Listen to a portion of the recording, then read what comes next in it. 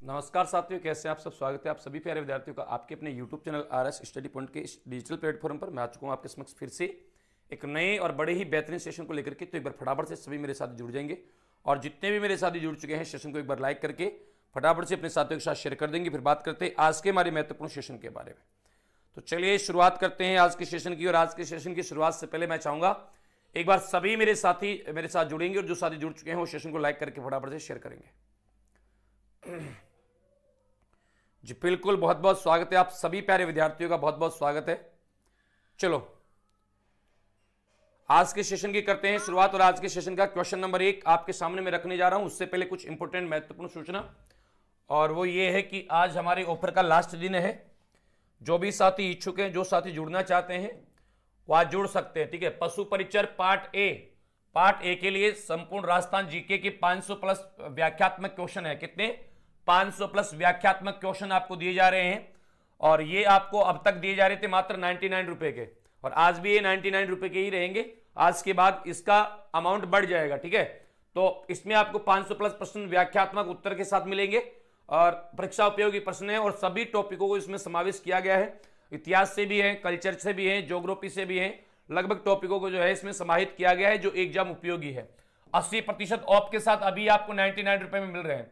तो जो भी साथी इच्छुक है वो जाकर के परचेज कर सकता है। आज और 99 रुपए का है, कल से इसके आपको ज्यादा पैसे पे करने पड़ेंगे। तो जिन्होंने कर लिया है बहुत अच्छी बात है, जिन्होंने नहीं किया है वो भी जाके कर सकते हैं ज्वाइन, ठीक है। अगला हमारा है वो है पशु परिचर पार्ट बी। पार्ट बी में आता है आपका पशुपालन। ये 45 नंबर का है पार्ट बी, और 45 नंबर का केवल क्या आएगा? पशुपालन आएगा। इस संपूर्ण पशुपालन का थ्योरी का क्लास, ये थ्योरी की क्लास इसमें मिलेगी आपको, live class, recorded class PDF। और इसमें चल रहा है 70% का ऑफ। ये आपको मिल रहा है अभी 299 रुपए में। इसका भी आज लास्ट दिन है। तो जो भी साथी इच्छुक है परचेज करने की जाकर के परचेज कर सकते हैं। अगर कोई समस्या आती है परचेज करने में 9614444490 ये नंबर है, इस पर आप संपर्क कर सकते हैं। आपकी समस्या का समाधान कर दिया जाएगा। आपका ये जो कोर्स रहेगा ये टिल एग्जाम डेट तक रहेगा। आप आराम से आप एग्जाम तक पढ़ सकते हैं, और जितनी बार चाहे उतनी बार पढ़ सकते हैं। एक बार पढ़े वीडियो को एक बार देखो, 10 बार देखो, 50 बार देखो, कोई रोक टोक नहीं है, कोई प्रतिबंध नहीं है, ठीक है। तो अभी परचेज कर सकते हैं। 299 रुपए का अभी मिल रहा है, जाकर के फटाफट से परचेज कर लीजिएगा। डेमो क्लास भी आपको वहां पर मिलेगी फ्री में। आप ऐप डाउनलोड करके डेमो क्लास फ्री में देख सकते हैं। ऐप का लिंक लाइव कमेंट में और वीडियो के डिस्क्रिप्शन दोनों जगह आपको मिल जाएगा, ठीक है। तो मिलते हैं। जिसको भी जो भी इच्छुक है आज परचेज कर लीजिएगा, फिर कल बढ़ जाएगा, फिर मत बोलना। चलो आज का पहला क्वेश्चन आपकी मोबाइल की स्क्रीन पर। क्वेश्चन नंबर 1, कोकण तीर्थ किस स्थान को कहा जाता है? रणकपुर को, पुष्कर को, आबू को, मचकुंड को? बताओ साहब, किसको कोकण तीर्थ के नाम से हम लोग जानते हैं?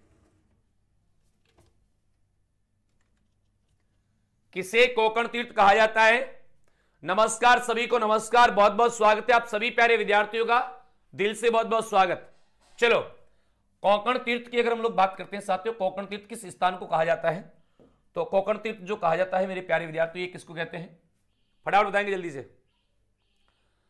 सभी प्यारे विद्यार्थियों का RS स्टडी पॉइंट के इस डिजिटल प्लेटफॉर्म पर बहुत बहुत स्वागत है।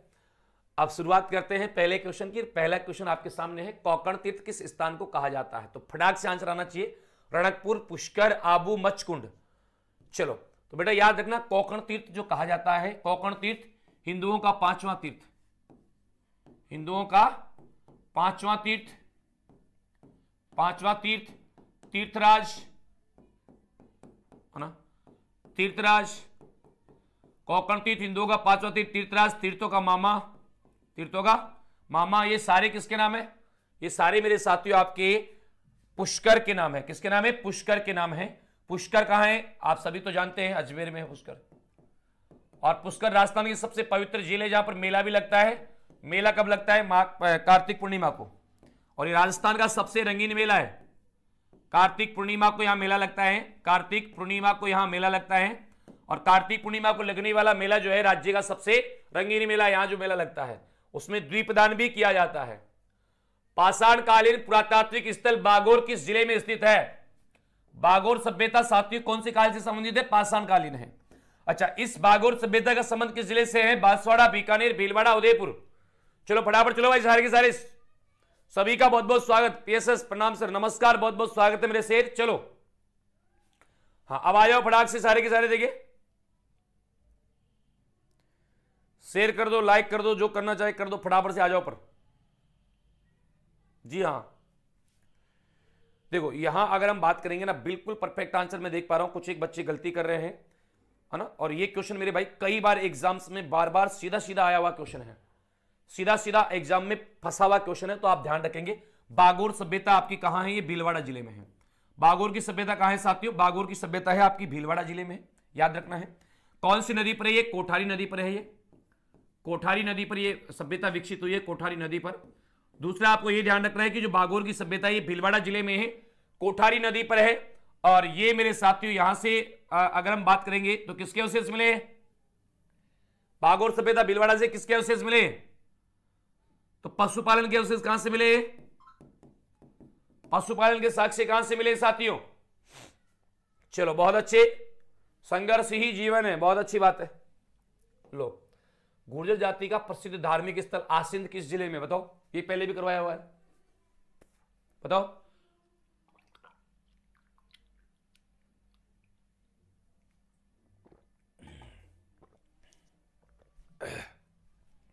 चलिए देखो भाई, अगर हम बात करेंगे यहां पर गुर्जर जाति का प्रसिद्ध तीर्थ स्थान धार्मिक स्थल आसिंद जो है, ये आसिंद कौन से जिले में है?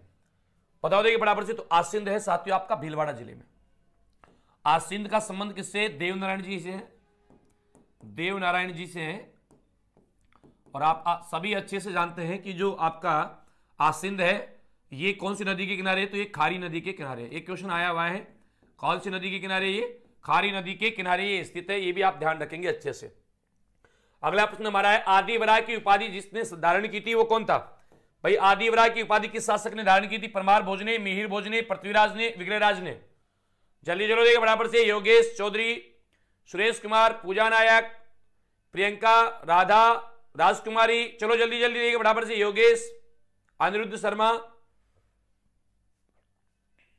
देखो भाई यहां आप याद रखना, मिहिर भोज ने, किसने? सम्राट मिहिर भोज के द्वारा। एकदम सही आंसर हो जाएगा यहां पर ऑप्शन बी, ऑप्शन बी सही होगा यहां पर। आगे है, दोराय का युद्ध किसके मध्य हुआ था? दोराय का युद्ध किसके मध्य हुआ था? अकबर और हेमू के बीच में, बाबर और सांगा के बीच में, शेरशाह और हुमायूं के बीच में, औरंगजेब और दारा के बीच में। दोराय का युद्ध कहां लड़ा गया? अजमेर में। अच्छा, किस किस के बीच में लड़ा गया था बताइए। देखिए बहुत अच्छे, बाबर और सांगा के बीच में। गलत होगा है बी, जिसका आंसर यहां पर आ रहा ना, गलत होगा। दोराय का जो युद्ध लड़ा गया था, दोराय का युद्ध यह है, एक उत्तराधिकारी युद्ध है मेरे साथियों। ये औरंगजेब और दारा सिकों के बीच में लड़ा गया था, जिसमें दारा सिकों की हार हो गई थी, औरंगजेब की विजय हुई थी। तो यहां सही आंसर क्या होगा? ऑप्शन डी सही होगा। औरंगजेब एवं दारा सिकों के मध्य लड़ा गया यह युद्ध है। किस किसके बीच में? औरंगजेब एवं दारा सिकों के मध्य लड़ा गया यह युद्ध है। अकबर द्वारा महाराणा प्रताप से मैत्री स्थापित करने के लिए गठित तृतीय शिष्टमंडल का नेतृत्व किसने किया था? 4 शिष्टमंडल भेजे थे, तीसरे में कौन गया था? जमा भट्टो, जलाल खां, मानसिंह, भगवंत दास, टोडरमल। तो चौथे में गया था टोडरमल, इसने पूछा तीसरे में कौन गया था? भगवंत दास गया था तीसरे में। कौन गया था? तीसरे शिष्टमंडल में गया था भगवंत दास। तीसरे शिष्टमंडल में कौन था साथियों? भगवंत दास, बिल्कुल सही होगा। किस राजा के दरबार में विभिन्न विषयों की 22वीं भरमार या 22वीं की भरमार थी? बताइए फटाफट से। राजा मानसिंह, राजा प्रताप सिंह, सवाई जय सिंह, माधो सिंह, किसके दरबार में गंधर्व 22वीं? बताइए।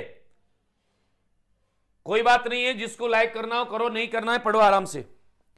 लाइक शेयर जरूर कर देना, बट शेयर जरूर कर देना सेशन को। जिनको भी एक बार फटाफट से, जो भी साथी जुड़े हुए हैं, सेशन को लाइक करके शेयर कर देना भाई मेरे। देखो यहां इसका सही आंसर क्या होगा? सवाई प्रताप सिंह से होगा। सवाई प्रताप सिंह की अगर बात करेंगे तो ये किस नाम से रचना करते थे? सवाई प्रताप सिंह ब्रजनिधि के नाम से रचना करते थे। किसके नाम से? ब्रजनिधि के नाम से रचनाएं किया करते थे। ब्रजनिधि के नाम से रचना, है ना, ये ब्रजनिधि के नाम से रचना किया करते थे। सवाई प्रताप सिंह किसके नाम से रचनाएं किया करते थे? ब्रजनिधि के नाम से रचनाएं किया करते थे। ऑप्शन यहां पर क्या हो जाएगा आपका? बी एकदम राइट आंसर होगा। आगे देखो, बणिठनी चित्र के चित्रकार का क्या नाम था? जो बणिठनी है साथियों, बणिठनी का जो चित्र बनाया गया था, आप सभी को अच्छे से पता है, बणिठनी को कहते हैं भारत की मोनालिसा। क्या कहते हैं? भारत की मोनालिसा। भारत की मोनालिसा। और कहा किसने था? एरिक डिक्सन ने कहा था। किसने कहा था? एरिक डिक्सन के द्वारा कहा गया था। एरिक डिक्सन के द्वारा इसको कहा गया था भारत की मोनालिसा। निर्मल देव, मनमोहन देव, निहाल चंद, अमर सिंह, क्या सही होगा बताओ? चलो जल्दी से बराबर से। सुनील, अनीशा, हुक्मचंद, फटाफट फटाफट आओ। देखिए सारे के सारे देखो बेटा, यहां बनी ठनी की अगर हम बात करते हैं ना तो इसका सही आंसर होगा निहाल चंद। क्या होगा? ऑप्शन सी सही होगा, निहाल चंद। मोर ध्वज निहाल चंद ना। और ये कौन सी शैली में बना हुआ है? ये किशनगढ़ शैली का चित्र है। कौन सी? किशनगढ़ शैली का चित्र है, किशनगढ़ शैली। और आप सभी को अच्छे से पता है किसके काल में या किसके समय बनाया गया था? ये सावंत सिंह के समय का है ना। सावंत सिंह जो है, जिसको नागरीदास के नाम से जानते हैं, जिसको क्या कहते हैं? नागरीदास के नाम से भी जाना जाता है।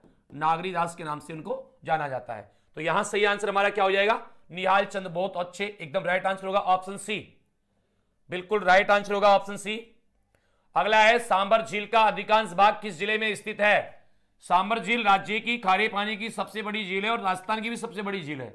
इसका विस्तार 3 जिलों में है। एक तो जयपुर में पाया जाता है, एक अजमेर में पाया जाता है और एक नागौर में पाया जाता है। जयपुर, अजमेर और नागौर, इन 3 जिलों में इसका विस्तार आपको देखने को मिलेगा। तो बताना आपको यह है कि जो सांबर झील है, ये सांबर झील का अधिकांश भाग किस जिले में है? जल्दी बताओ। देखिए बराबर से, शाबाश, जयपुर। ओके, देखते हैं, सबको बताना है, फटाफट फटाफट ध्यान चलाना चाहिए सबके। बेटा सांबर झील का जो अधिकांश भाग आपका है ये जयपुर जिले में है। इस सांबर झील का पूछा जाता है कि इसका प्रशासनिक कार्यालय कहां है? प्रशासनिक कार्यालय कहां है साथियों इसका? तो इसका प्रशासनिक कार्यालय जो है, प्रशासनिक कार्यालय ये भी आपका जयपुर में है। सांबर झील का प्रशासनिक कार्यालय भी कहां है? जयपुर में है साथियों। सांबर झील का प्रशासनिक कार्यालय भी कहां है? जयपुर में है। ऑप्शन ए बिल्कुल सही हो जाएगा। अगला है, राजस्थान में छप्पन का मैदान किस नदी बेसिन का भाग है? छप्पन का मैदान आपको पता होना चाहिए। छप्पन का मैदान क्या है साथियों? तो प्रतापगढ़ और बांसवाड़ा के बीच में आप पढ़े होंगे। प्रतापगढ़ वह बांसवाड़ा के मध्य, बांसवाड़ा के मध्य 56 नदी नालों का समूह है। 56 नदी नालों का समूह है, नालों का समूह है, या 56 गांवों का समूह, या 56 गांवों का समूह है। गांवों का समूह है, क्या कहलाता है? ये कहलाता है 56 का मैदान। और साथियों ये 56 का मैदान कहां है आपका? ये माही नदी बेसिन का भाग है। किसका पार्ट है ये माही नदी बेसिन का पार्ट है। बिल्कुल सही आंसर हो जाएगा माही नदी बेसिन, जिसका भी ऑप्शन सी आ रहा है बिल्कुल परफेक्ट आंसर है मेरे साथियों। और नेक्स्ट क्वेश्चन क्या है? यहां से एक क्वेश्चन और याद रखना, 56 की पहाड़ियां कहां हैं? 56 की पहाड़ियां कहां हैं साथियों? 56 की पहाड़ियां, तो 56 की पहाड़ियां आपकी बाड़मेर जिले में पाई जाती है, याद रखना। 56 की पहाड़ियां कौन से जिले में है? बाड़मेर में। 56 का मैदान कहां है? ये आपका माही नदी बेसिन में है। लेकिन 56 की पहाड़ियां कहां है? ये याद रखना बाड़मेर जिले में है। हाड़ौती के पठार में राजस्थान का कौन सा क्षेत्र सम्मिलित किया जाता है? दक्षिणी पूर्वी, दक्षिणी, दक्षिणी पश्चिमी या उत्तर पूर्वी? हाड़ौती का पठार, हये क्षेत्र, इस हाड़ौती के पठार में राजस्थान का कौन सा क्षेत्र सम्मिलित किया जाता है? देखिए फटाफट से बताओ सारे के सारे। शाबाश, बहुत अच्छे। दक्षिण पूर्वी, ओके। दक्षिण पश्चिम भी आंसर आ रहा, शाबाश, क्या बात है भाई। दक्षिण पश्चिम बेटा गलत है, जिसका भी दक्षिण पश्चिम आया गलत है। देखिए सबका आंसर आना चाहिए फटाफट से। देखो हाड़ौती के पठार में किसको सम्मिलित करते हैं? तो यहां पर है कोटा, बूंदी, कोटा, बारा, झालावाड़, यहां है बूंदी। तो ये कौन सा क्षेत्र है? ये दक्षिण है, ये पूर्व है। तो ये कौन सी हो जाएगा? दक्षिण पूर्व। क्या हो जाएगा? दक्षिण पूर्व। तो यहां पर राजस्थान का दक्षिणी पूर्वी भाग जो है ये हाड़ौती के क्षेत्र में आता है, यानी कि दक्षिणी पूर्वी पठारी प्रदेश। नाम तो सुना ही होगा, सुना है सर। हाँ, सभी को गुड इवनिंग, राम राम सा, बहुत बहुत स्वागत है थारा सबका। चलो आगे आ जाओ। अगला क्वेश्चन क्या है? किस लोक देवता को ग्वालों का पालनहार, और ये तो मैंने आपको करवाया हुआ है साथियों, ग्वालों का पालनहार किसे कहा जाता है? देवनारायण जी, तेजा जी, रामदेव जी या देव बाबा? बताओ देखिए। ओके, ग्वालों का पालनहार किसे कहा जाता है? छोरो, देवनारायण जी को कहते हैं क्या? देवनारायण जी को ग्वालों का पालनहार नहीं कहते, इनको कहते हैं ईंटों का श्याम। क्या कहते हैं इनको? ईंटों का स्वामी या ईंटों का श्याम किसे कहा जाता है साथियों? देवनारायण जी को कहा जाता है ईंटों का श्याम। तेजा जी को कहते हैं धोलिया वीर, है ना। तो फिर कौन से भाई? आपके रामदेव जी है क्या? रामदेव जी नहीं, रामसा पीर, रोणीचरा धनी, पीरों के पीर, ये होंगी देव बाबा। देव बाबा को कहते हैं ग्वालों का पालनहार और इनका संबंध है नगला जहाज से। कहां से है? नगला जहाज भरतपुर से है। और मैंने कई बार आपको बताया है कि इनकी सवारी क्या है, ये भैंसे की सवारी करते हैं। और इनको अगर खुश करना हो तो 7 ग्वालों को भोजन करवा दो, ये खुश हो जाएंगे। आगे देखो, आमजा माता किनकी कुल देवी है? बहुत अच्छा प्रश्न है। आमजा माता कुल देवी है किनकी है भाई? ग्रासिया जनजाति, मीणा, भील, सहरिया। आमजा माता कौन सी या किनकी कुल देवी है? ग्रासिया जनजाति की है, मीणा जनजाति की है, भीलों की है। तो मेरे प्यारे विद्यार्थियों,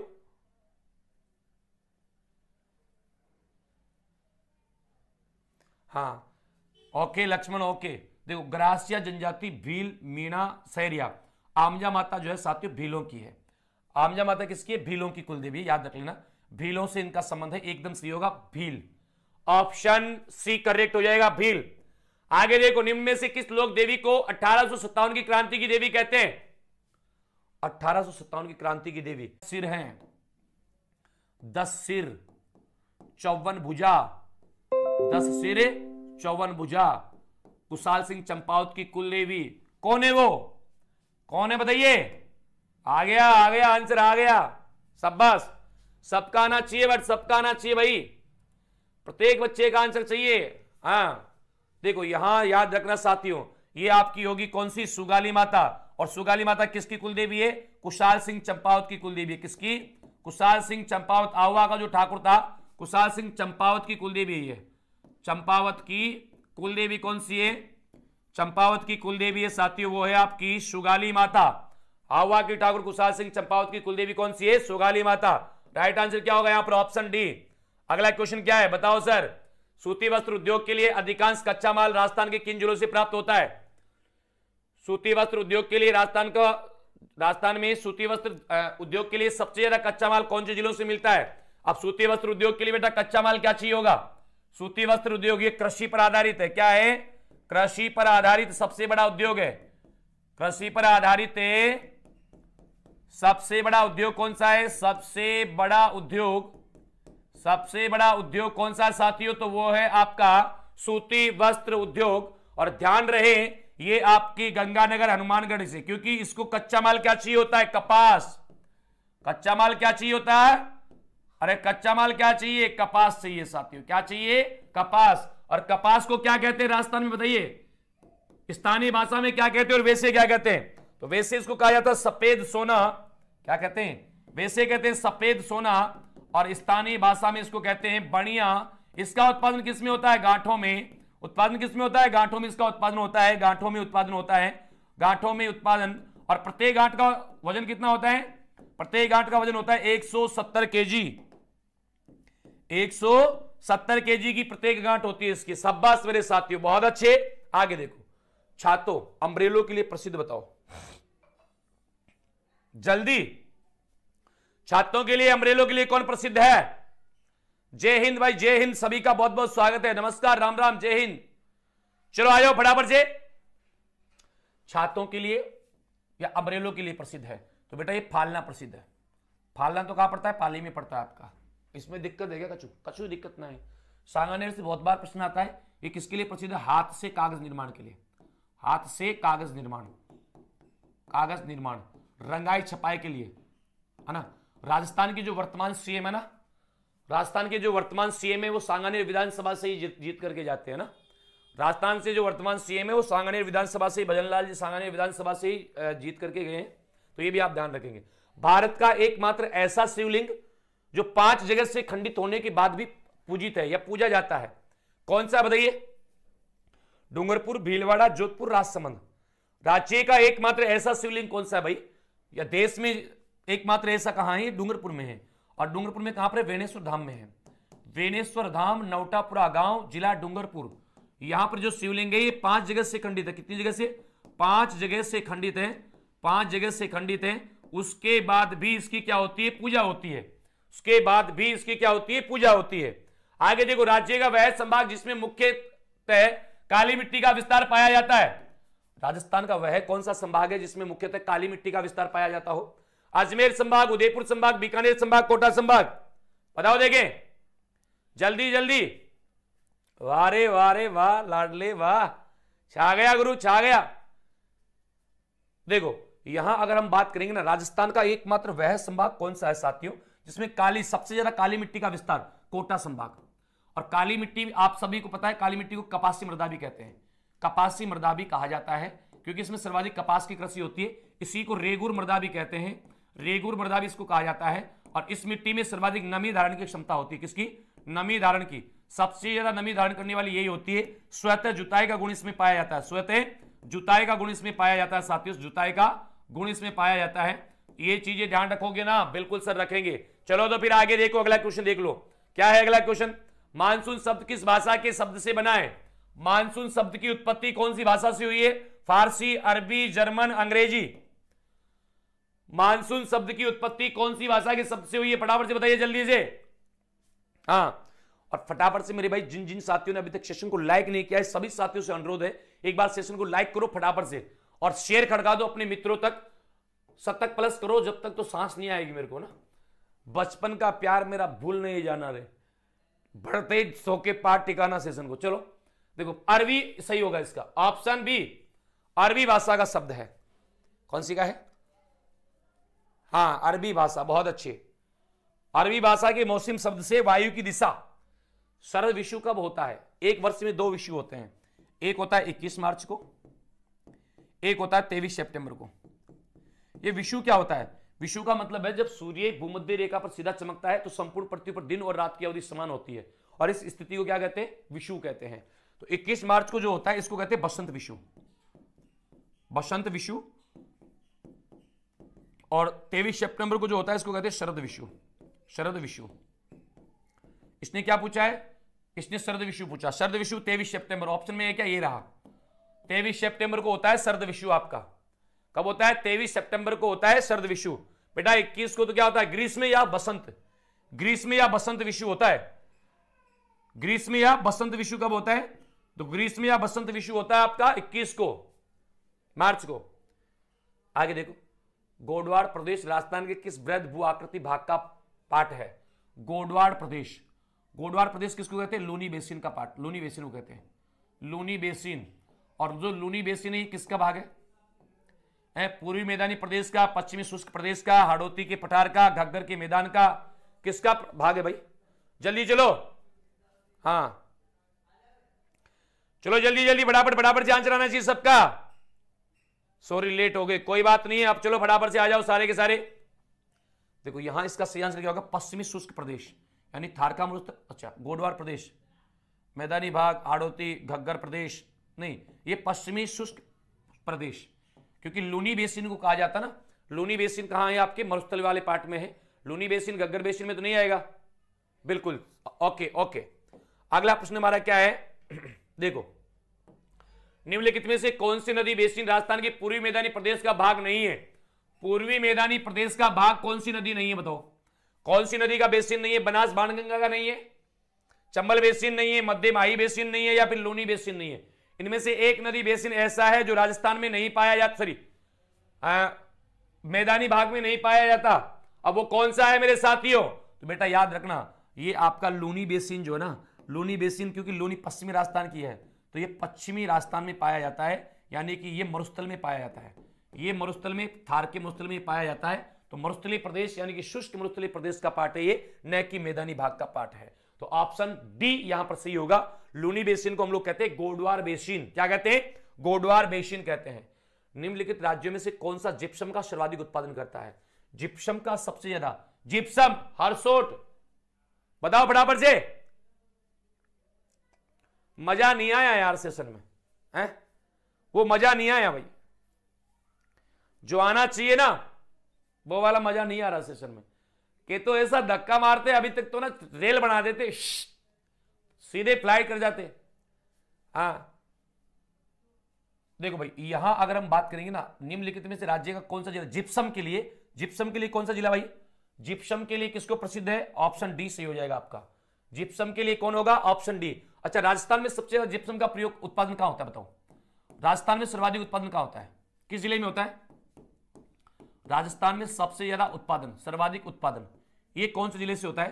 तो राजस्थान में सबसे ज्यादा उत्पादन होता है नागौर से। कहां से होता है? राजस्थान में सबसे ज्यादा जिप्सम का उत्पादन नागौर जिले से होता है, इसमें कोई दो राय नहीं है। विश्व का सर्वश्रेष्ठ लिग्नाइट कोयला, विश्व का, ध्यान से समझो, विश्व का सर्वश्रेष्ठ लिग्नाइट किस्म का कोयला हमारे राजस्थान में मिलता है। कहां? खारी, पलाना, मेड़ता रोड, या फिर इनमें से कोई नहीं, कोई नया ही स्थान है? बताओ देंगे जल्दी से। वाह रे वाह, पलाना, शाबाश। चलो फटाफट से, गर्दा उड़ता रहना चाहिए, धड़ल्ले से उड़ता रहना चाहिए। तो इसका सही आंसर होगा आपका पलाना। और पलाना आपका कहां पड़ता है साथियों? पलाना तो आपका पड़ता है बीकानेर में। कहां पड़ता है? पलाना तो आपका पड़ता है बीकानेर में। तो सही आंसर हो जाएगा यहां पर पलाना बीकानेर। क्या होगा? पलाना बीकानेर। बहुत अच्छे, शाबाश। और नेक्स्ट क्वेश्चन क्या है आपका, वो भी मैं आपके सामने रखूंगा, आप देखेंगे और पता चलेगा आपको कि ये तो सरल क्वेश्चन है, ये तो करवाया हुआ है, तो इसको छोड़ देते हैं। भाखड़ा नागल में राजस्थान का हिस्सा 15.22।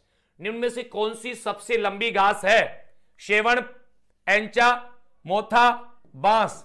ये एंचा है। बताओ सबसे लंबी घास कौन सी है? देखो, शेवण पाई जाती है जैसलमेर में, और इसी में हमारा राज्य पक्षी गोडाउन अंडे देता है। एंचा पाई जाती है केवलादेव में, जो लंबी घास है जिसमें पक्षी फंस करके मर जाते हैं, जिसे जहरीली घास कहते हैं। केवलादेव घना पक्षी विहार में। मोथा घास पाई जाती है आपकी, ये तो बाकी जगह पर देखने को मिलेगी, लेकिन बांस सही होगा यहां पर। बांस को कहते हैं हरा सोना या आदिवासियों का हरा सोना। हरा सोना या आदिवासियों का हरा सोना, ये बांस सबसे लंबी घास है। बांस को किस श्रेणी में रखा जाता है? तो इसको घास की श्रेणी में रखा जाता है, ध्यान रख लेना। चलो, एकमात्र ऐसी देवी जो खंडित रूप में पूजी जाती है, एकमात्र ऐसी कौन सी देवी है जिसकी पूजा खंडित रूप में होती है? शीला माता, करणी माता, शीतला माता, नारायणी माता। बताओ फटाफट से, नितिन जाट। चलो फटाफट आओ भाई सारे के सारे। एकमात्र ऐसी देवी कौन सी है जिसकी पूजा खंडित रूप में होती है? शीला माता, करणी माता, शीतला माता, नारायणी माता। साथियों ध्यान रखना, एकमात्र ऐसी देवी जिसकी खंडित रूप में पूजा होती है, यह देवी है आपकी शीतला माता। और शीतला माता का मंदिर कहां है? चाक्षु जयपुर में। कहां पर है? चाक्षु में है। चाक्षु जयपुर में कौन सी डूंगरी पर? बताओ। चाक्षु जयपुर में सील की डूंगरी। कौन सी डूंगरी? सील की डूंगरी। सील की डूंगरी चाक्षु जयपुर में ये बना हुआ है। और याद रखना साथियों, ये मंदिर किसने बनवाया था? इनका मंदिर निर्माण किसने करवाया? बताओ, क्वेश्चन आया हुआ है, मंदिर निर्माण किसने करवाया था? शीतला माता का मंदिर का निर्माण करवाया था माधो सिंह ने। किसने करवाया था? माधो सिंह सेकंड के द्वारा करवाया गया था। मेला कब लगता है? चैत्र कृष्ण अष्टमी को। और इस मेले को क्या कहते हैं? बैलगाड़ी मेला कहा जाता है। ठंडे पकवानों का इसके भोग लगता है। निम्न में से किसे दादी जी के नाम से भी जाना जाता है? बताओ, वह कौन सी देवी है जिसको दादी जी के नाम से भी जाना जाता है? बताओ जल्दी से। नारायणी माता, रानी सती, करणी माता, इनमें से कोई नहीं। किसको जानते हैं? पढ़ाइए भाई। अगर हम बात करेंगे ना दादी जी के नाम से, किसको जानते हैं? दादी जी के नाम से किसको जानते हैं? तो दादी जी के नाम से जाना जाता है नारायणी माता को, रानी सती को, या करणी माता को। तो नारायणी माता को, सॉरी, रानी सती को जानते हैं। रानी सती जो है, इसका वास्तविक नाम तो क्या था? वास्तविक नाम तो था इसका नारायणी, सॉरी, हाँ नारायणी। वास्तविक नाम क्या है इसका? क्या लिख रहा हूं मैं? वास्तविक नाम इसका क्या था? तो वास्तविक नाम था साथियों इसका नारायणी था। लेकिन लोग इनको प्रेम से, यहां के लोग क्या कहते हैं? दादी जी के नाम से भी इनको जानते हैं। तो बी सही होगा, झुंझुनू में है ये। खेजड़ी वृक्ष की पूजा कब की जाती है? बताओ, खेजड़ी वृक्ष की पूजा कब करते हैं? जल्दी बताओ बराबर से। मकर संक्रांति पर करते हैं, विजयदशमी पर करते हैं, होली पर करते हैं, या इनमें से कोई नहीं? खेजड़ी की पूजा कब की जाती है? इतना सरल प्रश्न, उसका भी आंसर नहीं आ रहा। बताओ। ओके राजकुमारी, चलो देखो सर, आप हमारी, पता नहीं क्या कह रहे हो सर, आप हमारी बात नहीं सुन रहे हो। क्या बात सुने आपकी? बताओ। विजयदशमी, ओके, बहुत अच्छे। विजयदशमी, अश्विन माह की विजयदशमी जो अश्विन माह में आती है ना, उसी विजयदशमी को जो है मेरे साथियों क्या करते हैं? इनका खेजड़ी वृक्ष की पूजा की जाती है। तो खेजड़ी दिवस कब मनाया जाता है? बताओ फटाफट से। देखें, खेजड़ी दिवस कब मनाया जाता है? फटाफट से आंसर आना चाहिए जल्दी से। खेजड़ी दिवस मनाया जाता है 12 सितंबर को। 12 सितंबर 1978 को पहली बार मनाया गया था। कहां पर? खेजड़ी गांव, जोधपुर में, खेजड़ी में, है ना। उसके बाद प्रतिवर्ष कब मनाया जाता है? अब ये प्रतिवर्ष जो मनाया जाता है, प्रतिवर्ष ये 12 सितंबर को मनाया जाता है। प्रतिवर्ष 12 सितंबर को ये मनाया जाता है। ठीक है,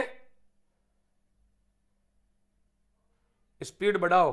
अच्छा, लो आ जाओ। प्रोजेक्ट ग्रेट इंडियन बस्टर्ड कब प्रारंभ हुआ? प्रोजेक्ट ग्रेट इंडियन बस्टर्ड का संबंध बताइए फटाफट से, जल्दी चलो फटाफट से। शाबाश, बहुत अच्छे बहुत अच्छे। हर हर महादेव, नमस्कार, राम राम। चलो साहब भाई फटाफट से आ जाओ सारे के सारे। और भाई मेरे लाइक भी बढ़ाओ, लाइक भी बढ़ाओ सारे के सारे मिलकर के, जल्दी से लाइक भी बढ़ा दो फटाफट से। सभी का सही आंसर आ रहा है।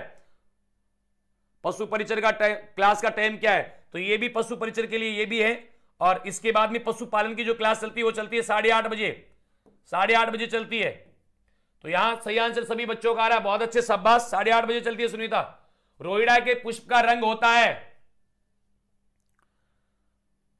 भाई, बीएसटीसी भी ले सकते हो, पशु परिचर वाले भी इस क्लास को ले सकते हो, सब ले सकते हैं आप लोग ना। जीके तो जीके है, ऐसा थोड़ी ना कि बीएसटीसी की जीके अलग है, पीटीडी की अलग है, पशु परिचर की अलग है, या किसी और एग्जाम की अलग है। जीके सब में एक है।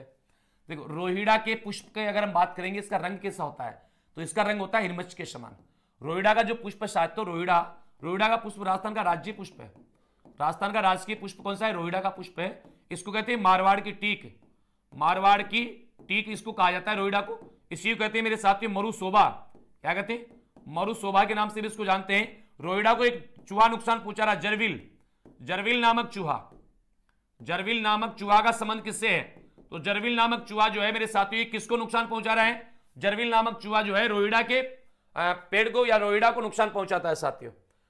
गोडाउन पक्षी के प्रजनन हेतु प्रसिद्ध जंतुआलय कौन सा है? गोडाउन पक्षी जिसका नाम रेड डाटा बुक में दर्ज किया गया है, इसके प्रजनन के लिए कौन सा जंतुआलय जाना जाता है? जयपुर, जोधपुर, उदयपुर, कोटा। देखिए बताओ फटाफट से जल्दी। क्या बात है, क्या बात है, बहुत अच्छे, शाबाश। अगर हम बात करेंगे ना, यहां पर जयपुर जंतुआलय नहीं होगा बेटा, जो जयपुर दे रहे हैं उनका गलत है, जोधपुर जंतुआलय सही होगा। गोडाउन के लिए कौन सा जंतुआलय? जोधपुर जंतुआलय। ईशरदा बांध कौन सी नदी पर बना हुआ है? ईशरदा बांध किस नदी पर है बताइए? बनास पर है, चंबल पर है, माही पर है, सोम पर है। ईशरदा बांध का संबंध कौन सी नदी से बताइए फटाफट से जल्दी से। क्या बात है, बहुत अच्छे। जय जौहर सर, जय जौहर भाई, जय जौहर। चलो जल्दी आओ फटाफट से। कानू की मम्मी, देखो आईडी भी किस नाम से बनाई है बड़द में। तो यहां इसका राइट आंसर क्या होगा? ईशरदा बांध जो है बनास, चंबल, माही, सोम। तो ईशरदा बांध जो है साथियों ये आपका बनास नदी पर बना हुआ है। क्या है? बनास पर बना हुआ है। ऑप्शन बी कहां पर है? सवाई माधोपुर में, है ना, सवाई माधोपुर में ये बना हुआ है बनास नदी पर। और फैलाव इसका जो है सवाई माधोपुर एंड टोंक में है। सवाई माधोपुर और टोंक दोनों में इसका फैलाव आपको देखने को मिल जाएगा। तो याद रखने की बात है, बिल्कुल रखेंगे। आगे देखो अगला क्वेश्चन। राजस्थान का सबसे प्राचीन पशु मेला कौन से जिले में लगता है बताओ? राज्य का सबसे पुराना पशु मेला कौन से जिले में लगता है बताइए फटाफट से जल्दी। ओके ओके, शाबाश। चलते चलो फटाफट से, आते जाओ सारे के सारे। देखो बहुत अच्छे। इसका सही आंसर क्या होगा? बीकानेर, नागौर, बाड़मेर, जोधपुर। राजस्थान का सबसे प्राचीन पशु मेला लगता है बाड़मेर में। क्या नाम है? मल्लीनाथ पशु मेला, है ना, मल्लीनाथ पशु मेला। ये कहां लगता है? मल्लीनाथ पशु मेला कहां लगता है साथियों? ये मल्लीनाथ पशु मेला लगता है तिलवाड़ा में। कहां लगता है? तिलवाड़ा बाड़मेर में लगता है। तिलवाड़ा बाड़मेर में ये लगता है। एकदम सही हो जाएगा ऑप्शन सी। गुजरी, वागन किसकी सहायक नदियां हैं? गुर्जरी और वागन ये किसकी सहायक नदियां हैं? चंबल, लूनी, काली सिंध, बेड़च। गुर्जरी एवं वागन किसकी सहायक नदियां? फटाफट बताओ जल्दी से। देखिए गुर्जरी एवं वागन किसकी सहायक नदियां हैं? तो साथियों गुर्जरी और वागन किसकी सहायक नदियां होगी? चंबल की है क्या? लूनी की, काली सिंध की, बेड़च की। तो गुर्जरी एवं वागन जो है साथियों ये आपकी किसकी सहायक नदियां? बेड़च की है क्या? काली सिंध की है, लूनी की है, या चंबल की है? तो साथियों ये दोनों जो नदियां ना, गुर्जरी और वागन, ये बेड़च की सहायक नदियां हैं। बेड़च का ही नाम है आयड़। आयड़ जब तक उदय सागर में नहीं गिरती तब तक इसको आयड़ कहते हैं। उदय सागर में गिरकर निकलने के बाद इसको कहते हैं बेड़च नदी। तो ऑप्शन डी सही होगा। आगे, लूनी नदी के पेटे से नीचाई पर बसा हुआ एकमात्र शहर कौन सा है? RAS प्री एग्जाम में आया हुआ प्रश्न है कि लूनी नदी के अगर जल स्तर बढ़ा, यानी कि पुष्कर की पहाड़ियों में भारी बारिश हुई, तो बाढ़ कहां पर आएगी? ये क्वेश्चन आया हुआ RS के प्री एग्जाम में। अब आए तो क्या तुम छोड़ सकते हो उसको? फोड़ेंगे हम तो बताओ फिर फटाफट से सही आंसर क्या होगा इसका?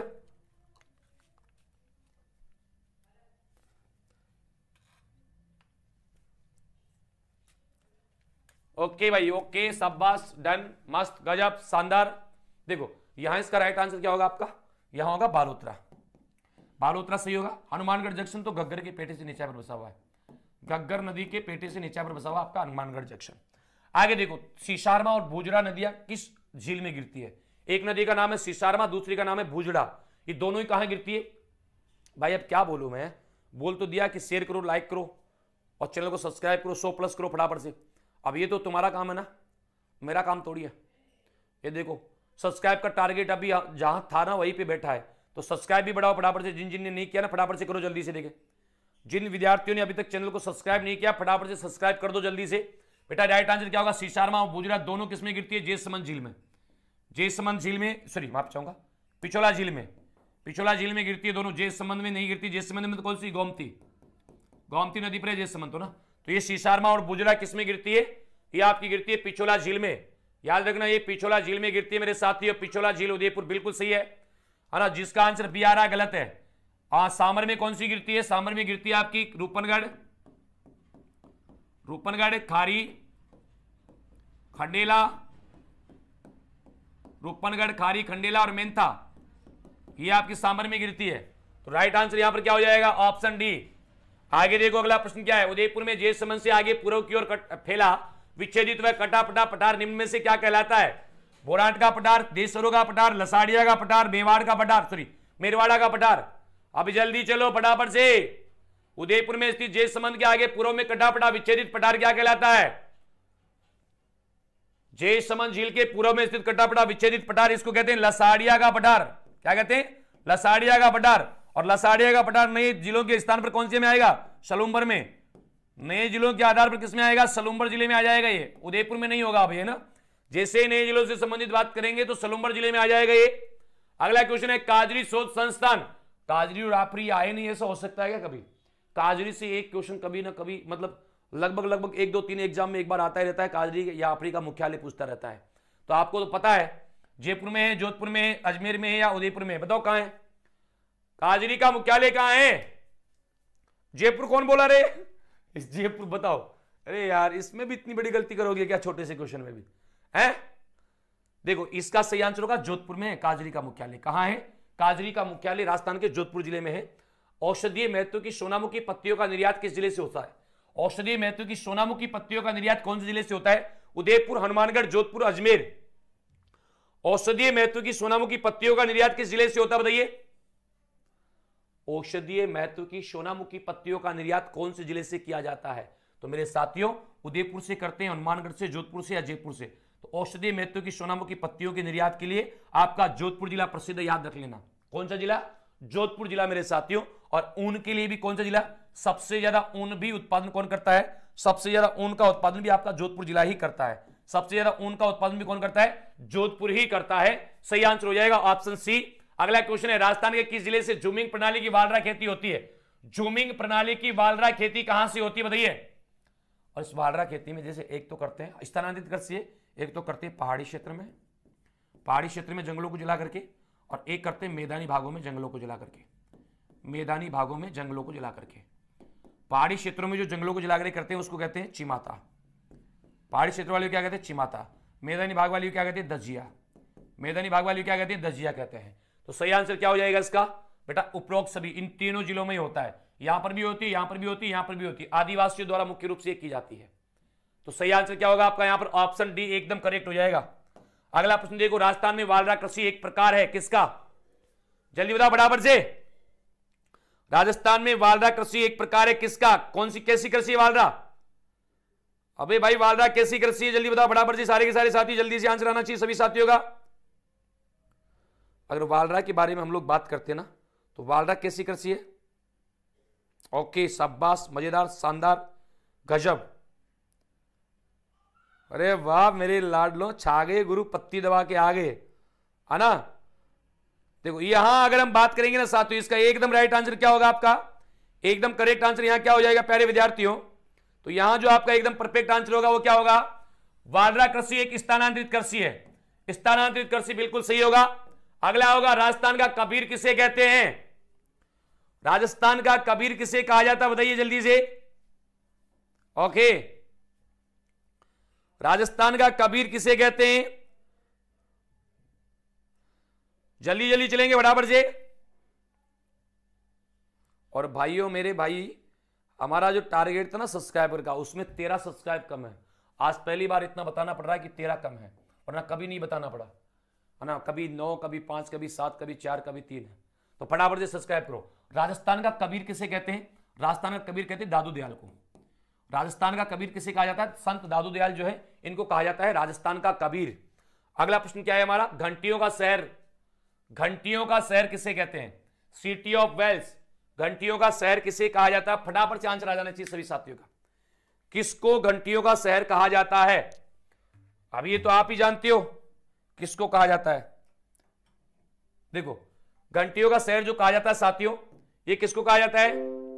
घंटियों का शहर कहा जाता है, ये झालावाड़ को कहा, सॉरी झालरापाटन को कहा जाता है। किसको? झालरापाटन को। झालरापाटन कहां है आपको पता ही है? झालावाड़ में। झालरापाटन कहां है आपका? झालावाड़ में। इसी को कहा जाता है घंटियों का शहर। क्या कहते हैं? घंटियों का शहर। आगे देखो, किस झील के किनारे मुगल सम्राट शाहजहां ने बारादरी बनवाई थी?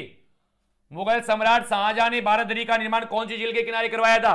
आना सागर, फतेह सागर, पुष्कर झील, फॉय सागर। तो फतेह सागर के किनारे तो क्या है?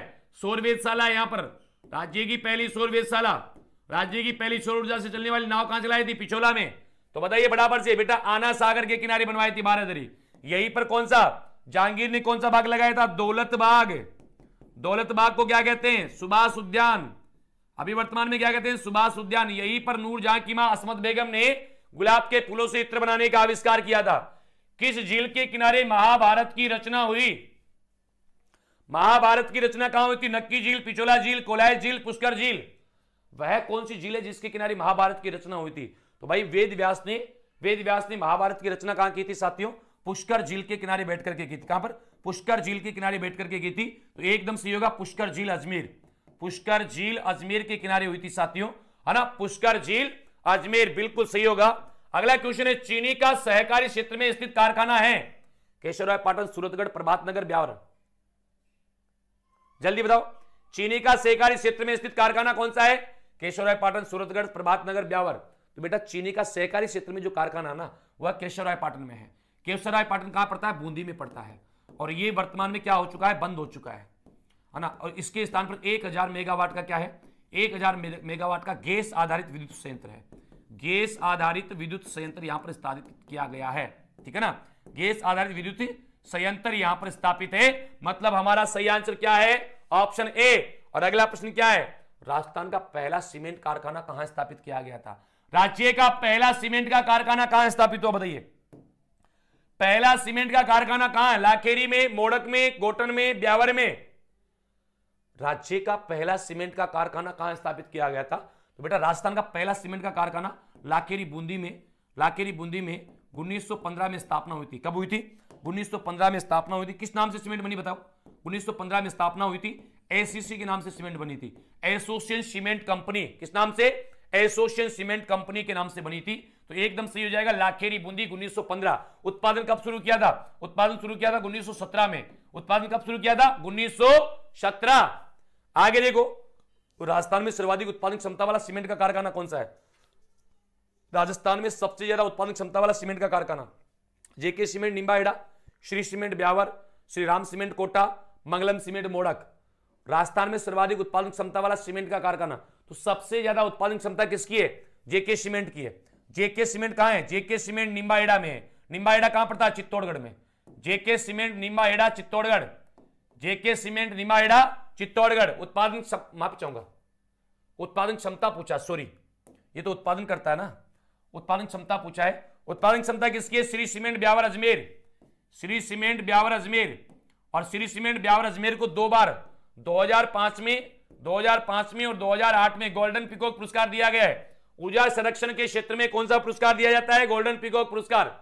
सबसे कम सीमेंट उत्पादन कौन सा कारखाना करता है? मंगलम सीमेंट, श्रीराम सीमेंट, बिनानी सीमेंट, राजश्री सीमेंट अजमेर।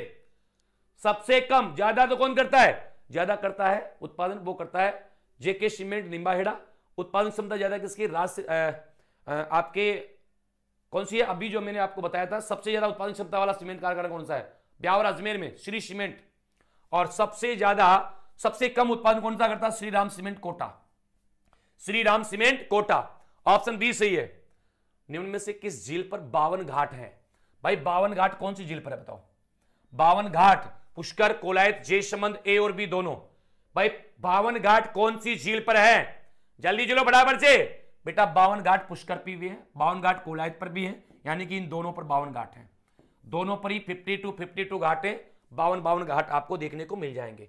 नवीन जलोढ़ मृदा को क्या कहते हैं? नई जो जलोढ़ मिट्टी होती है उसे क्या कहते हैं? खादर, बांगर, दोनों ही नहीं। बताओ क्या कहते हैं? नवीन जलोढ़ मृदा को क्या कहा जाता है? खादर कहते हैं, बांगर कहते हैं, दोनों ही कहते हैं, दोनों ही नहीं कहते? तो बेटा नई जलोढ़ मिट्टियों कहते हैं, वो कहते हैं खादर। और पुरानी जलोढ़ मिट्टियों क्या कहते हैं? पुरानी जलोढ़ मिट्टियों कहते हैं बांगर। पुरानी जलोढ़ मृदा क्या कहलाती है? तो पुरानी जलोढ़ मृदा कहलाती है बांगर। क्या कहलाती है? बांगर कहलाती है। साथियों अगला प्रश्न है, डेल्टे का ऊपरी भाग क्या कहलाता है? डेल्टे का ऊपरी भाग क्या कहलाता है? व्हील, चर, डांग या इनमें से कोई नहीं। डेल्टा कहां बनता है? नदियों के मुहाने पर। और डेल्टे के ऊपरी भाग को क्या कहते हैं? डेल्टे के ऊपरी भाग को कहते हैं चर। और डेल्टे का निम्न भाग क्या कहलाता है? डेल्टे का निम्न भाग कहलाता है बिल।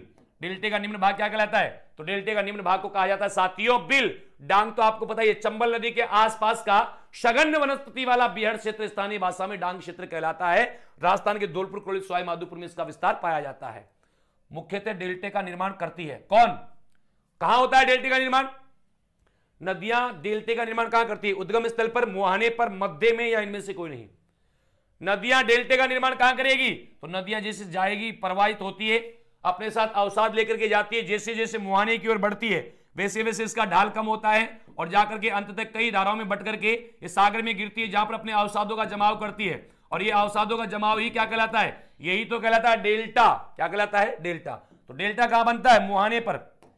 डेल्टा कहां बनता है? नदियों के मुहाने पर बनता है। उद्गम पर नहीं बनता, बीच में नहीं बनता, मुहाने पर बनता है। अगला क्वेश्चन, सबसे ठंडा महीना कौन सा है? जनवरी, जुलाई, जून, अक्टूबर। सबसे ठंडा महीना कौन सा है बताइए? जनवरी है, जुलाई है, जून है, अक्टूबर है? भाई कौन सा है बताओ जल्दी से। हाँ ठीक है साहब, बहुत अच्छे। देखो यहां अगर हम बात करेंगे ना, सबसे ठंडा महीना है आपका जनवरी का महीना। जनवरी का महीना सबसे ठंडा महीना है। और सबसे गर्म कौन सा है? सबसे गर्म महीना कौन सा है? सबसे गर्म महीना है जून। सबसे गर्म महीना कौन सा है? तो सबसे गर्म है जून। सबसे ठंडा है जनवरी। अगला क्वेश्चन कौन सा? ये रहा। चल रहे। दक्षिणी गोलार्ध की सबसे बड़ी रात कब होती है? दक्षिण गोलार्ध की सबसे बड़ी रात, देखो उत्तरी गोलार्ध की होती है 22 दिसंबर को, और दक्षिणी गोलार्ध की सबसे बड़ी रात होती है, ये होती है 21 जून को। याद रख लेना, 21 जून को उत्तरी गोलार्ध का सबसे बड़ा दिन होता है। और जब उत्तरी गोलार्ध का सबसे बड़ा दिन होगा, उस दिन दक्षिणी गोलार्ध की सबसे बड़ी रात होगी। यानी कि 21 जून को दक्षिणी गोलार्ध की इसने पूछा है। अगर उत्तरी गोलार्ध की पूछता तो क्या होता? उत्तरी गोलार्ध की सबसे बड़ी रात होती है 22 दिसंबर को। उत्तरी गोलार्ध की सबसे बड़ी रात कब होती है? तो उत्तरी गोलार्ध की सबसे बड़ी रात, सबसे बड़ी रात ये कब होती है? 22 दिसंबर को होती है। ये कब होती है? 22 दिसंबर को होती है साथियों। ऊंट अपनी कुबड़ का उपयोग किस काम में के लिए करता है? ऊंट जो है ये अपनी कुबड़ का प्रयोग किस काम के लिए करता है? कुबड़। भारत में ज्यादातर एक कुबड़ वाले ऊंट पाए जाते हैं, दो कुबड़ वाले ऊंट केवल लद्दाख में आपको मिलेंगे। बेटा यहां याद रखना, ये वसा संग्रहण के लिए करता है, जल संग्रहण के लिए नहीं करता। एक गलत आंसर आ रहा है गुरुजी, एटीट्यूड आ गया है भाई। मेरे किसका एटीट्यूड आ गया है? ये क्या होता है एटीट्यूड, है ना? तो इसका सही आंसर क्या होता है? ऑप्शन बी, वसा संग्रहण के लिए। सही होगा यहां पर ऑप्शन बी। चलिए आगे। राजस्थान का मरुसोबा कहा जाता है, किसको कहते हैं? मरुसोबा किसे कहते हैं बताइए? रोजड़ा पुष्प, रोजड़ा थोड़ी रोहिड़ा है, गलती से रोजड़ा हो गया ना।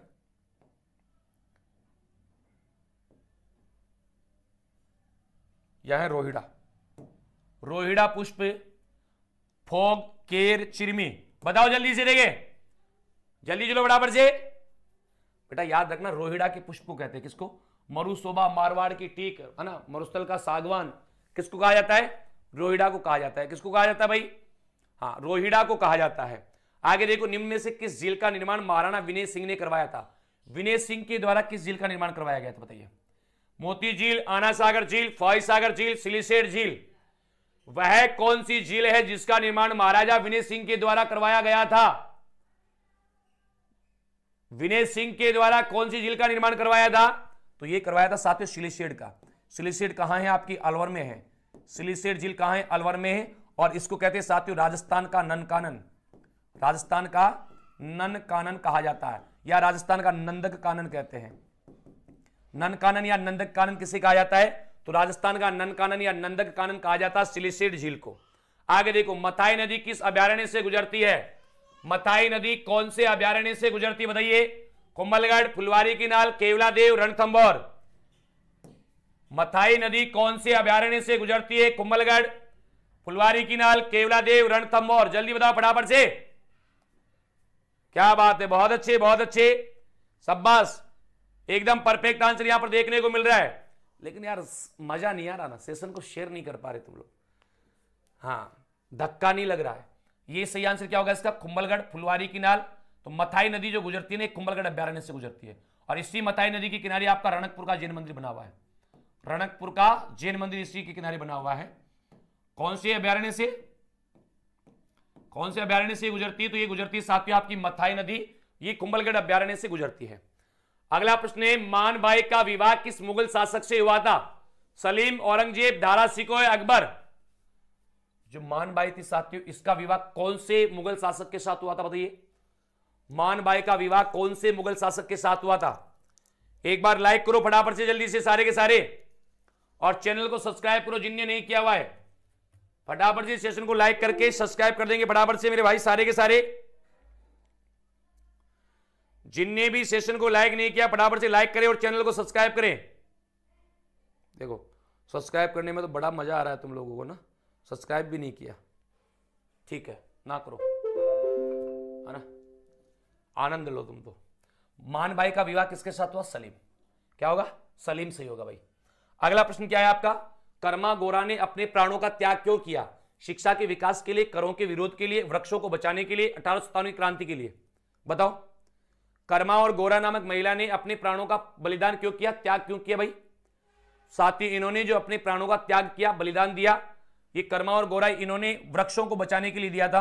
और इन्होंने जो सबसे पहले कर्मा और गोरा नामक महिला ने 1604 में रामासड़ी जोधपुर में बलिदान दिया। कहां पर? रामासड़ी। रामासड़ी कहां है? ये जोधपुर में है, रामासड़ी जोधपुर, ठीक है ना। पहला बलिदान इनके द्वारा दिया गया रामासड़ी जोधपुर में। अगला प्रश्न है, अमृता देवी की स्मृति में विश्व का एकमात्र वृक्ष मेला कहां बढ़ता है? कुड़की गांव में, खेजली गांव में, डाबड़ा गांव में, कुंदन गांव में? बताओ जल्दी से। अमृता देवी की स्मृति में विश्व का एकमात्र वृक्ष मेला कहां बढ़ता है? कुड़की गांव, खेजड़ी गांव, डाबड़ा गांव, कुंदन गांव? अगर हम बात करेंगे अमृता देवी की स्मृति में जो मेला लगता है साथियों, ये लगता है खेजड़ी गांव में। यह चिपको आंदोलन के नेतृत्व में, चिपको आंदोलन की याद में ये मेला लगता है। इसको कहते हैं वृक्ष मेला। ये विश्व का एकमात्र वृक्ष मेला है। विश्व का एकमात्र वृक्ष मेला है जो लगता है भाद्र माह की शुक्ल पक्ष की दशमी को, भाद्र शुक्ल दशमी, भाद्र शुक्ल दशमी के दिन ये मेला लगता है। भाद्र शुक्ल दशमी के दिन इस मेले का आयोजन होता है। अगला क्वेश्चन है हमारा, वो आपके सामने है। निम्न में से वह कृष्ण भक्त महिला जिसने जीवन पर्यंत आंखों पर पट्टी बांधे रखी ताकि वह संसार के भौतिक सुख सुविधाओं को न देख सके, इस कारण इस महिला को राजस्थान की गांधारी भी कहा जाता है। कौन है बताइए? मीरा बाई है, गौरी बाई है, समान बाई चारण है, सहजो बाई है। कौन सी बताइए बराबर से जल्दी से, चलो जल्दी जल्दी बराबर से। अगर प्यारे विद्यार्थियों, मेरे प्यारे विद्यार्थियों, हम बात करेंगे, यहां काफी बच्चों का आंसर आ रहा है, शाबाश, जानदार, शानदार। चलो फटाफट बराबर से आंसर सबका आना चाहिए लाडलो, इतने धीरे से ना चलो, लटको मत, पटक दूंगा, आना तो धड़ल्ले से आंसर आना चाहिए सभी साथियों का। हाँ वाह भाई, छा गए, बहुत बहुत धन्यवाद सब। चलिए अगला क्वेश्चन क्या है आपका, देखिएगा ये रहा। रत्ना शास्त्री जो राज्य की प्रथम पद्म भूषण व पद्मश्री पुरस्कार प्राप्त महिला थी, निम्न में से ये किसकी पत्नी थी भाई? रत्ना शास्त्री ये किसकी पत्नी थी? दुर्गा प्रसाद शास्त्री, हीरालाल शास्त्री, रामनारायण शास्त्री, गोपाल दास शास्त्री? बताइए क्या सही होगा इसका, जल्दी बराबर से। किसकी पत्नी थी भाई? रत्ना शास्त्री की अगर हम लोग बात करेंगे ना, रत्ना शास्त्री का संबंध किनसे बेटा? हीरालाल शास्त्री, एकदम सही होगा, हीरालाल शास्त्री, ऑप्शन बी। क्या होगा? हीरालाल शास्त्री की पत्नी थी रत्ना शास्त्री, ये एकदम राइट आंसर होगा आपका। और अगला प्रश्न आपका है, ये हो गया। प्रसिद्ध कला पारखी एरिक डिक्सन द्वारा किस चित्र को भारत की मोनालिसा कहा गया था? प्रसिद्ध कला पारखी कौन? Eric Dixon. इस एरिक डिक्सन ने कौन सी किस चित्र को भारत की मोनालिसा कहा था? बनी ठनी को, रागमाला को, सुपासना चरितम को, दीप्ति कला को, किसको कहा था भारत की मोनालिसा? बताइए।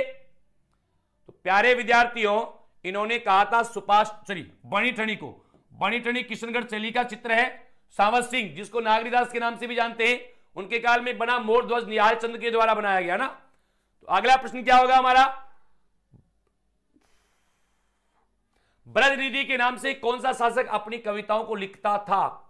है ना। ब्रजनिधि के नाम से रचना कौन करता था? महाराणा बदन सिंह, सवाई जय सिंह, सवाई प्रताप सिंह, सवाई ईश्वरी सिंह। वह कौन सा शासक है जो ब्रजनिधि के नाम से रचनाएं किया करता था? बताओ। अबे ब्रजनिधि के नाम से रचनाएं करता था सवाई प्रताप सिंह। जयपुर शासक सवाई प्रताप सिंह किसके नाम से रचना करता था? तो ये ब्रजनिधि के नाम से रचनाएं किया करता था। ठीक है ना।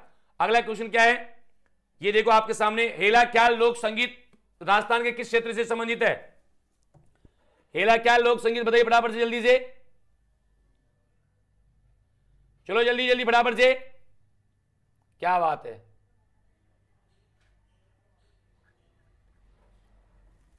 जल्दी जल्दी चलेंगे फटाफट से। अगर हम यहां बात करेंगे ना, हेला ख्याल लोक संगीत, बेटा ये कहां का है? दौसा सवाई माधोपुर से होगा ना। दौसा सवाई माधोपुर एकदम राइट आंसर आपका यहां पर हो जाएगा, Dausa and Sawai Madhopur. Option B correct हो जाएगा, ऑप्शन बी राइट होगा मेरे भाई। चलिएगा नेक्स्ट क्वेश्चन क्या है हमारा? राजस्थान का कौन सा लोक नाट्य मेरू नाट्य के नाम से भी जाना जाता है? भवाई, ख्याल, गौरी, तमाशा। मेरू नाट्य के नाम से भी जानते हैं। किसको जानते भाई? मेरू नाट्य के नाम से भी जाना जाता है भाई। बाकी दिन का आधे ही बच्चे हैं आज तो, है ना। ये तो गलत बात है ना, बिल्कुल गलत बात है। शेयर करने में थोड़ी आऊंगा, ये थारो काम है तो तू कर। लाइक, शेयर और सब्सक्राइब दोनों चीजें पत्ती दबा के, दोनों तीन चीजें पत्ती दबा के होनी चाहिए। बाकी मेरे ऊपर छोड़ दो, लठ में गाड़ दूंगा, है ना। ये मेरू नाट्य सही आंसर यहां पर काफी बच्चे दे रहे हैं, ए भी दे रहे हैं कई। तो देखो चलो अगला प्रश्न क्या है आपका? चारबेत जो राजस्थान की प्रचलित लोक गायक शैली है, कहां की प्रसिद्ध है?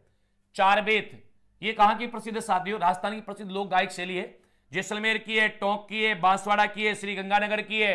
कहां की पॉपुलर है ये? चलो जल्दी ये बराबर से। वाह रे मेरे शेरों, छा गई, बहुत अच्छे, शाबाश बेटा, एकदम सही होगा टोंक। क्या होगा इसका? राइट आंसर आपका हो जाएगा टोंक, बिल्कुल परफेक्ट होगा, टोंक सही है।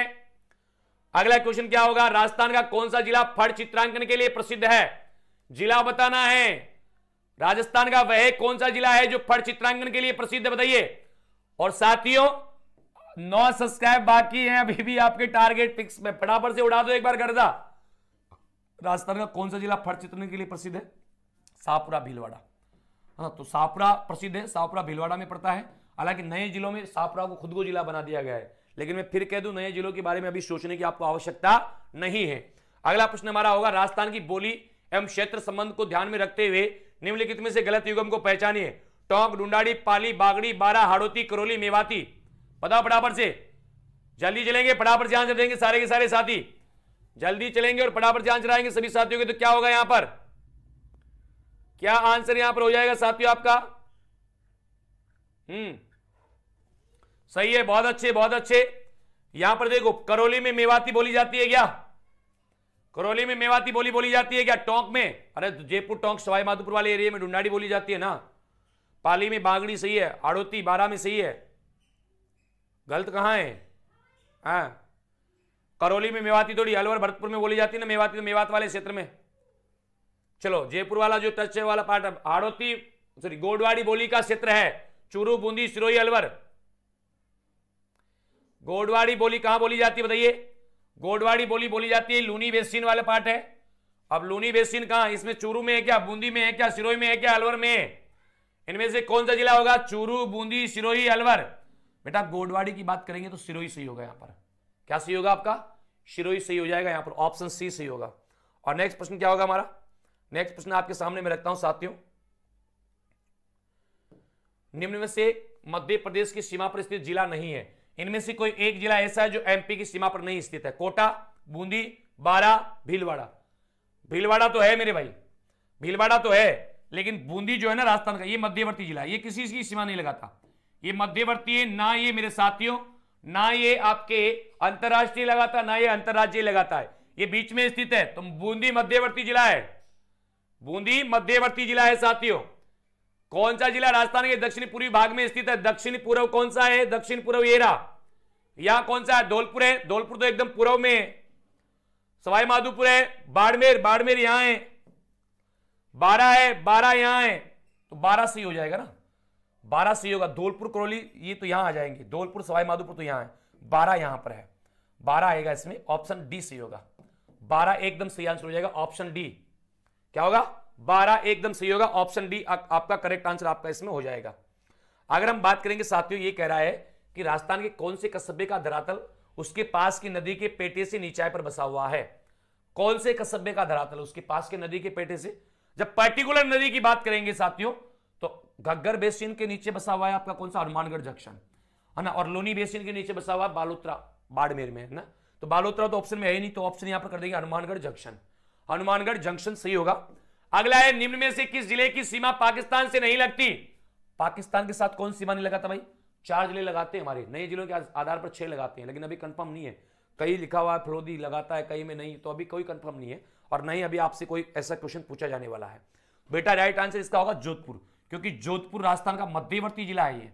ये तो अंतरराष्ट्रीय क्या अंतरराज्यीय भी नहीं लगाता, ये तो मध्यवर्ती जिला है। जोधपुर तो राजस्थान का मध्यवर्ती जिला है ना। बीकानेर लगाता है, गंगानगर लगाता है, जैसलमेर भी लगाता है। अगला प्रश्न क्या है? जोधपुर जयपुर राजमार्ग निम्न में से किस दर्रे से होकर गुजरता है? सोमेश, ये तो हो गया, वापिस से कहा है, अच्छा रिपीटेड कहा आ रहा है, सही है। राजसमंद की कुबड़ पट्टी कहां है? राजस्थान की कुबड़ पट्टी या बांका पट्टी? कुबड़ पट्टी या बांका पट्टी भाई कहां है बताइए? कुबड़ पट्टी या बांका पट्टी कहां है साथियों, जल्दी बताइए फटाफट से। कुबड़ पट्टी या बांका पट्टी का विस्तार कहां पाया जाता है? नागौर से लेकर के अजमेर तक, नागौर से अजमेर तक का जो भाग है, यहां के जल में फ्लोराइड की मात्रा भी ज्यादा पाई जाती है। ऑप्शन डी सही होगा, ऑप्शन डी एकदम राइट आंसर हो जाएगा आपका। जयसमंद झील के सबसे छोटे टापू का नाम क्या है? जयसमंद झील पर कितने टापू है? टोटल 7। सबसे बड़े का नाम बाबा का भांगड़ा, सबसे छोटे का नाम प्यारी, इसी पर एक टापू जिसका नाम है बाबा का मगरा, जिस पर आइसलैंड एंड रिसोर्ट नामक होटल है। तो छोटा पूछा ना इसने, छोटा का नाम है प्यारी। जगमंदिर जगनिवास तो पिछोला के हैं साथियों। अगला है, स्थानीय भाषा में वराह नदी किसे कहते हैं? वराह नदी के नाम से किसको जाना जाता है साथियों? हमारा जो टारगेट है सब्सक्राइबर का 9 कम है, उसको पूरा कर देना फटाफट से, उसको पूरा करना है, फटाफट से हिट कर दो जाके धड़ाम से। हाँ चलो फटाफट आ जाओ सारे के सारे, शाबाश। इसका राइट आंसर क्या होगा? स्थानीय भाषा में वराह किस नदी को कहा गया है? तो वराह नदी कहते हैं साथियों, ये कहते हैं आपकी रूपारेल को, रूपारेल नदी, इसी को कहा जाता है वराह नदी। रूपारेल नदी को क्या कहते हैं? रूपारेल नदी को ही कहा जाता है साथियों, वराह नदी के नाम से जानते हैं। और इसी का क्या नाम है? लसवारी नदी भी है, इसी को लसवारी नदी के नाम से भी जानते हैं। वराह मंदिर कहां है? बारा में है, सॉरी वराह मंदिर कहां है? पुष्कर में है। वराह नगरी किसे कहते हैं? बारह को कहते हैं। वराह की उपाधि किसे मिली थी? मिहिर भोज को मिली थी। अगला क्वेश्चन क्या है? उदयपुर सौर वेधशाला किस झील के किनारे है? उदयपुर में एक सौर वेधशाला स्थापित की गई है, कौन सी झील के किनारे स्थापित है? जयसमंद, पुष्कर, उदय सागर, प्रत्यय सागर, बताओ। अरे कौन सी झील के किनारे? जल्दी चलो बराबर से, बिल्कुल संजय एकदम परफेक्ट कहा आपने, जल्दी चलो बराबर से। अब तो शेयर करने की भी नहीं बोल रहा यार कि तुम लाइक करो शेयर करो, थारी मर्जी करे तो करना, करो तो मत कर यार, केवल चैनल को सब्सक्राइब करो, फटाफट से आंसर दो। इसका राइट आंसर क्या हुआ? सौर वेधशाला है फतेह सागर झील के किनारे। फतेह सागर झील आपकी कहां है? ये उदयपुर जिले में है। फतेह सागर झील कहां है आपकी? ये आपकी उदयपुर जिले में है साथियों। अगला प्रश्न क्या है? भाखड़ा नागल परियोजना किन राज्यों की संयुक्त परियोजना है? भाखड़ा नागल, जिसमें राजस्थान का हिस्सा अभी मैंने बताया था शुरू में 15.22% है, ये कितने राज्यों की परियोजना है? राजस्थान मध्य प्रदेश की गलत आंसर, मध्य प्रदेश हरियाणा की गलत आंसर, राजस्थान गुजरात की गलत आंसर, राजस्थान पंजाब हरियाणा की सही आंसर। ऑप्शन डी पहरा की परियोजना है ये, पहरा, पंजाब हरियाणा राजस्थान, पहरा की संयुक्त परियोजना है ये, पंजाब हरियाणा राजस्थान। जाट शासक सूरजमल के द्वारा निर्मित झील है, जाटों का अफलातून, जाटों का प्लूटो कहलाने वाला सूरजमल, उसके द्वारा कौन सी झील का निर्माण किया गया था? नवलखा झील का, नक्की झील का, सिलिसेट झील का, सुजानगंगा झील का। तो बेटा सुजान गंगा तो कोई झील थी नहीं, सुजान गंगा मोती झील से निकाली गई नहर है। झील का क्या नाम है? मोती झील। झील का क्या नाम है? मोती झील है ना। तो यहां पर याद रखना साथियों, मोती झील सही होगा। सुजान गंगा क्या है? एक नहर है, और ये सुजान गंगा नहर कहां से निकाली गई है? ये निकाली गई है मोती झील से, और ये जाके गिरती है सीधी लोहागढ़ दुर्ग की खाई में। मोती झील से नाइट्रोजन युक्त नील हरित शैवाल प्राप्त होते हैं। नील हरित शैवाल, नाइट्रोजन युक्त नील हरित शैवाल कहां से प्राप्त होते हैं? तो मेरे साथियों ये होते हैं आपके मोती झील से। शाबाश, राम राम सा, गुड इवनिंग। चलो, खंबात की गाड़ी में जल ले जाने वाली नदी है, इनमें से एक नदी अपना जल खंबात की गाड़ी में ले जाती, बताओ कौन सी है? खंबात की गाड़ी में जल ले जाने वाली नदी है, ये तो गलत हो जाएगा मैटरी मामला है ना, क्योंकि नर्मदा भी यहां पर डाली हुई है ना। इसमें एक में मैं डाल देता हूं बनास, बनास डाल देता हूं ना, तो फिर आप माही कर पाएंगे, फिर आप क्या कर देंगे? माही कर देंगे। सही है। डीडवाना झील का नमक न खाने योग्य होने का कारण क्या है? डीडवाना झील का नमक खाने योग्य नहीं है, यह सही बात है, बिल्कुल सही है। क्यों नहीं है भाई खाने योग्य, बताओ क्या रीजन है? डीडवाना झील का नमक खाने योग्य नहीं है, क्यों नहीं है खाने योग्य? क्योंकि इसमें सोडियम क्लोराइड के स्थान पर सोडियम सल्फाइड की मात्रा, सल्फेट अधिक पाया जाता है, सोडियम सल्फेट अधिक पाया जाता है। क्लोराइड के स्थान पर किसका? सल्फेट की मात्रा अधिक पाई जाती है। इस कारण डीडवाना झील पर बनाए गए नमक का प्रयोग किसमें करते हैं? तो चमड़ा और कागज उद्योग में इसका प्रयोग किया जाता है। ठीक है भाई, चलो आगे देखो। मृदा स्वास्थ्य कार्ड योजना का शुभारंभ प्रधानमंत्री द्वारा कहां से किया गया था? सूरतगढ़, गंगानगर, नांता, कोटा, श्रीमाधोपुर, सिक्कर, भादरा, हनुमानगढ़। कहां से किया गया था? जल्दी बताइए फटाफट से। हाँ, और भाई कितने सब्सक्राइब कम रहे तुम्हारे टारगेट में देख लेता हूं मैं, और पूरे कर देना। केवल 3 कम रहे रे, ओनली 3 कम रहे तो पूरे करो फटाफट से। कम रहने का नहीं है ना, जिन जिन ने सब्सक्राइब नहीं किया ना फटाफट से कर दो। कम नहीं रहने चाहिए। कम किस बात का भाई? हाँ, और इसका आंसर आप सभी साथी मुझे बताएंगे वीडियो के कमेंट में। अभी 8:30 बजे क्लास आ रही है, कौन सी? 8:30 बजे पशुपालन की क्लास आएगी।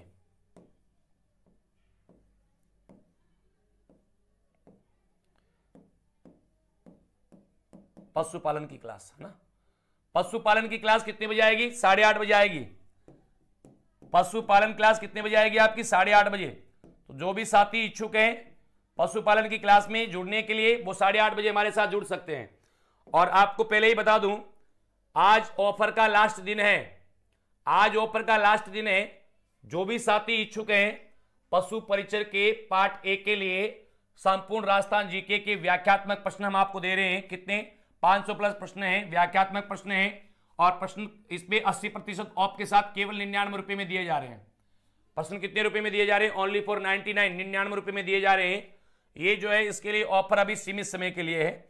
इसमें 500 प्लस प्रश्न होंगे, व्याख्यात्मक उत्तर होगा, परीक्षा उपयोगी प्रश्न होंगे, और सभी टॉपिकों का इसमें समावेश किया गया है।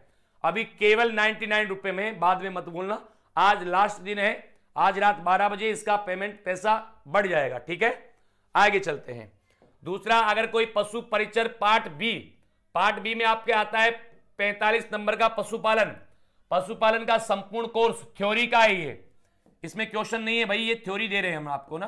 थ्योरी की क्लास, जिसमें लाइव क्लास पीडीएफ है ना, रिकॉर्डेड क्लास, ये मात्रा आपको कितने रुपए में मिल रही है? ओनली फॉर 70% ऑफ के साथ ओनली फॉर 299 रुपए में दे रहे हैं। कितने रुपए में? 299 रुपए में। और इसका भी ऑफर आज का लास्ट दिन है।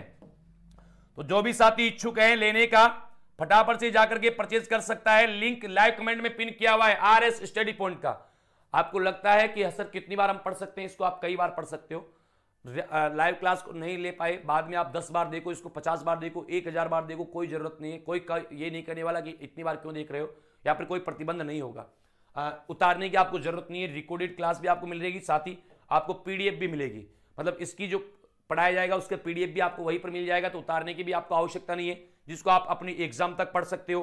वो भी कितने रुपए में? ओनली फॉर 299 रुपए में। कितने रुपए में? केवल 299 रुपए में। लेकिन आज ये रात को 12 बजे के बाद इसका पैसा बढ़ जाएगा। ठीक है ना।